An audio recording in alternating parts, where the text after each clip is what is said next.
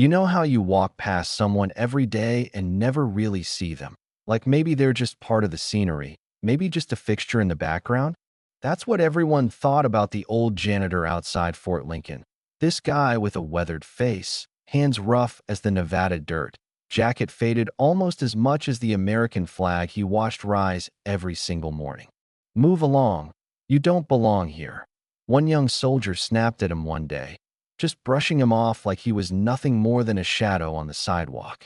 The old man didn't argue, didn't even flinch, just kind of smiled, adjusted his grip on the broom, and faded back into the fog like he'd been doing it his whole life. But the day the black SUV pulled up, everything changed, because the man who stepped out, General Hawthorne, stopped dead in his tracks, eyes wide, voice cracking like he was seeing a ghost. "Captain Aaron Mitchell, is that really you?" That's when all the little pieces started to fall into place for the soldiers watching, and suddenly, that invisible janitor was the center of the universe. See, every morning, rain or shine, Mitchell showed up before the sun, never late, never early, sweeping the same path with the same slow, practiced strokes, like there was a kind of ritual in it. Most folks ignored him. He was just some old guy with a broom, right? Sometimes they joked he was the base mascot. Sometimes they just shook their heads and wondered why anyone would bother. But Private Jason Miller, he saw something different. Maybe it was the way Mitchell's back went stiff during morning reveille, or the way he watched the flag with a kind of longing you don't fake.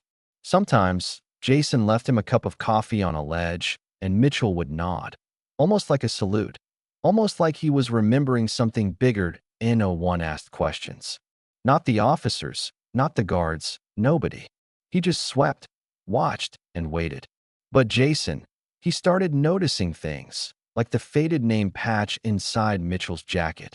"A. Mitchell," or the way he held a creased old photo when he thought nobody was looking. It ate at him, you know. So he dug through the archives, piecing together a story about a Captain Aaron Mitchell, Special Recon, MIA since Operation Thunderline back in '77. Presumed dead, no funeral, just a name on a wall somewhere. Then came the morning when everything broke loose. Mitchell got told by two MPs to move along, new commander tightening security.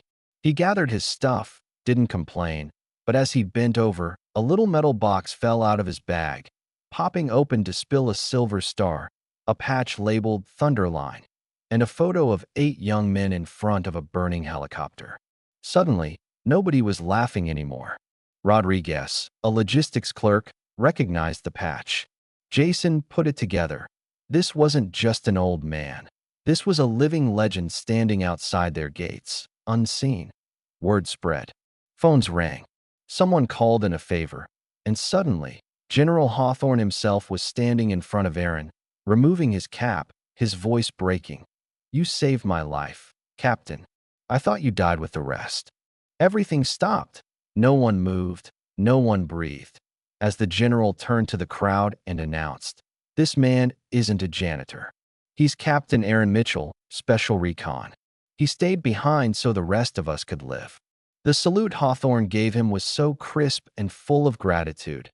Every soldier on that base joined in, a tidal wave of respect for a man who'd been invisible until that moment.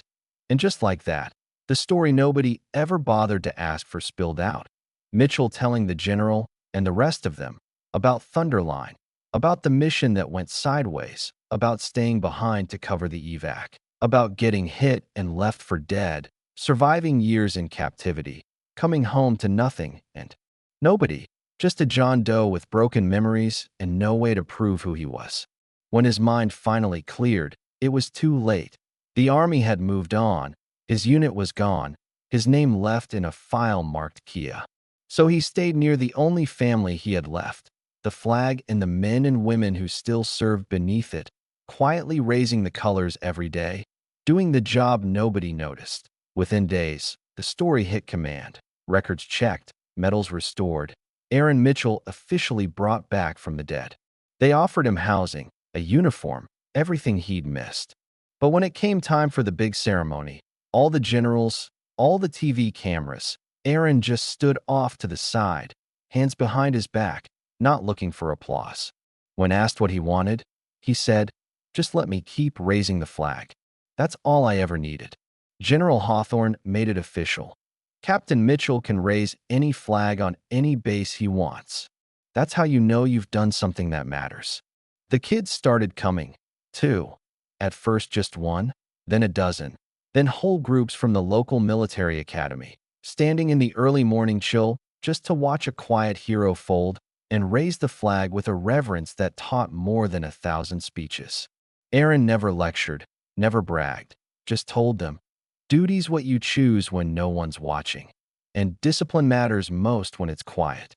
When reporters came, he turned them away, saying, "If I'd wanted attention, I wouldn't have spent 40 years in silence." But his silence changed everything. The base added a new library in his name, focusing on the ethics of service. The Mitchell Protocol got signed at the Pentagon. New rules to keep lost heroes from being forgotten again. New safeguards for MIA and POWs. All because one man kept showing up, broom in hand, day after day, year after year. His story outlasted him. When he died, flags were raised at 7 bases across the country in his honor, each one by a soldier who'd met him or grown up on his legend. The note with each flag said, "Heroism isn't about medals. It's about the choices no one sees." Look, you might never meet someone exactly like Aaron Mitchell, but you probably pass people like him every day, quiet, steady, doing the hard work no one sees, shaping the world for the better just because it's the right thing to do. If you've got a story about someone like that, share it, because these stories, these legacies, are too important to fade into the background. And if you ever see a quiet man with a broom, or a woman who always shows up when it matters, maybe stop, say thanks, and remember, not all heroes want a parade. Some just want the flag to fly and the work to be done right. So, what do you think? Does real honor come from medals and applause, or from doing what's right even when nobody's watching? Let's talk about it. Your story matters, too.